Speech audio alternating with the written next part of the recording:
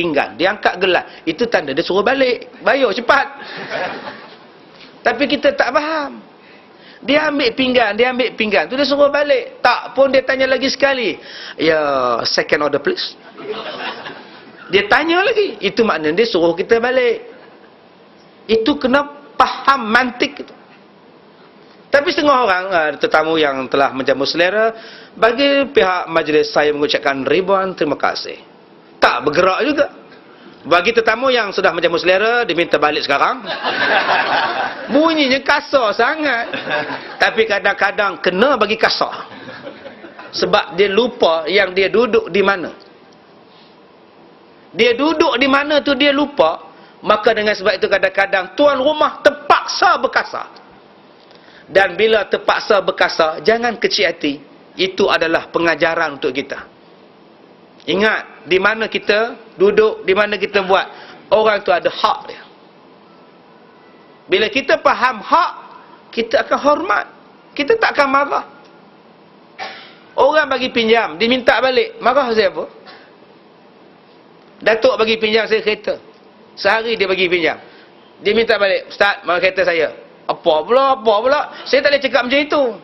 Ini hak Datuk, minta maaf. Saya terima kasih banyak. Itu kaedah dia. Bila kita faham, selesai. Yang ketujuh, hak-hak kita dalam rumah ni apa? Undang-undangnya. Nak masuk dalam rumah orang, ada dua syarat. Salam. Hatta tasta'nisu wa tusallimu. Minta izin dan bagi salam. Jangan terus masuk. Haram. Tapi Ustaz, itu rumah kakak saya. Haram. Mesti minta izin.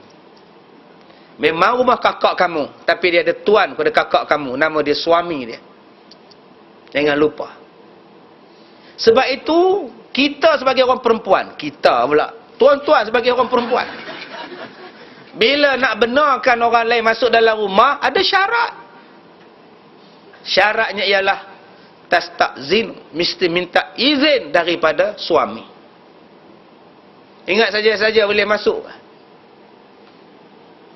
Ustaz, suami saya dalam bilik air, mesti minta izin pada dia. Abang, suami tengah duduk sabun, muka duduk pajam mata ni. Abang Dolah datang, boleh ke masuk dalam rumah? Panggil masuk, suruh dia tunggu kejap, abang tengah mandi ni. Baru boleh Abang Dolah masuk. Jangan benarkan, Abang Dolah masuklah, suami saya mandi. Kawan tu keluar terlupa.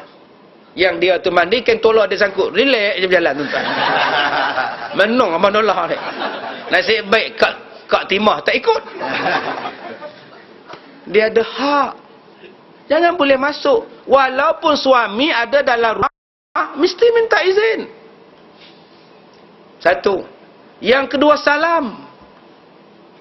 Bagi salam. Apa makna bagi salam? Assalamualaikum. Bukan. Assalamualaikum itu sebagai lambang. Lambang apa? Lambang menghormati tuan rumah. Minta izin itu sebagai lambang apa? Lambang, ingat, ni bukan rumah aku, ni rumah mereka. Sebab tu apa benda pun nak minta izin. Buka peti air minta izin, buka televisyen minta izin. Sebab setengah orang dia tak faham. Tuan-tuan jangan pergi rumah orang, kalau dia tak jemput minum, jangan minum. Walaupun air mineral banyak dalam peti air tu. Sedap pula air ni. Tapi tak dibawanya, tak diajak, tak diizin, jangan minum. Ni macam buat rumah dia je. Buka peti air, buka geruk-geruk, buah balik, tolak balik. Sekali buka pintu bawah pula, buah apa, main lambung, buah pula, lambung-lambung, ambil pula yang ni. Hai, tu peti air siapa? Kadang-kadang suami kita dia suka buah tu. Buah naga. Contohnya. Datang adik-beradik kita buka peti air. Ya Allah, buah naga. Teng, dibelahnya 8. Ambil seorang satu. Suami turun. Mana buah naga abang? Ya Allah abang, dia mudah makan. Tak apalah, rezeki dia orang. Rezeki dia orang. Sekali lagi dia buka nasi nak makan, buka periuk nak makan. Nasi tinggal separuh, sikit je. Mana nasi? Abang kan abang makan satu periuk. Ya Allah abang, dia dah makan abang. Tuan-tuan, suami cari rezeki untuk dia makan. Suami cari makan untuk anak dan isteri dia makan. Tiba-tiba tuan-tuan bagi makan orang lain tanpa izin daripada dia, kecil hati dia. Jaga-jaga tuan-tuan. Alangkah mulia dan murninya kalau kita ni tuan rumah, tetamu bawa makanan. Saya hari ni tak bawa sebab dia orang dah sedia makan. Kalau kita sendiri bawa, kita faham, insya-Allah. Yang seterusnya, hak ataupun undang-undang dalam tuan rumah itu apa?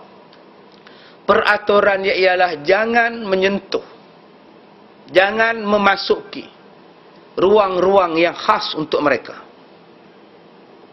Jangan tuan-tuan pergi sila panggung atas kusyen kegemaran dia. Kusyen ni kegemaran dia. Jangan duduk. Shh, jangan duduk. Walaupun dia tetamu.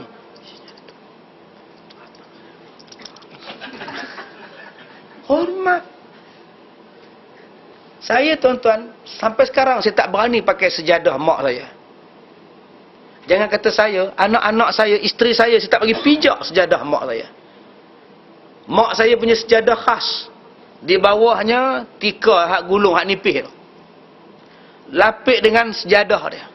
Habis dia semayang, dia gulung, dia letak di tepi. Kain tuala dia, kain batik dia, tak ada siapa berani usik. Saya tak bagi anak saya sentuh langsung.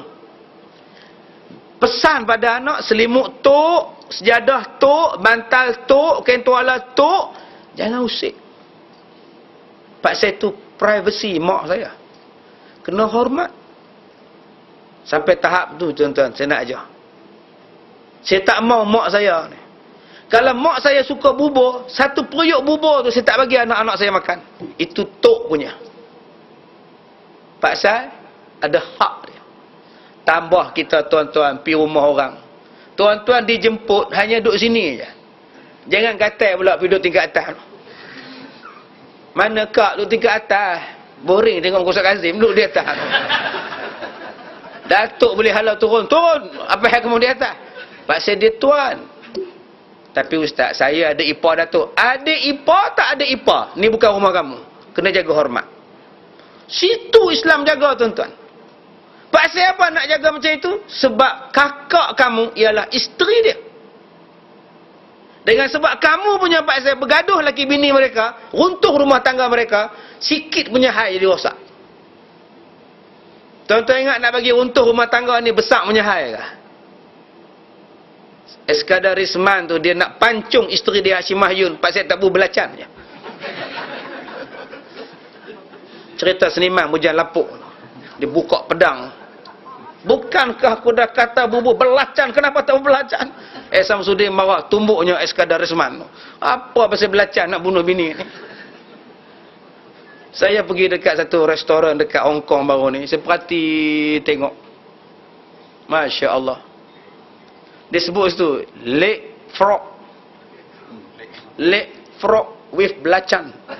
Astagfirullahaladzim. Ada di Hong Kong belacan, tuan-tuan. Belacan ni bahasa apa, tuan-tuan? Belacan bahasa Melayu ke? Dia kata masak kaki katak dengan belacan, sambal tumis. Masya Allah. Menung. Saya tunjuk ke anak saya, nampak tu orang makan katak. Kamu nak makan katak?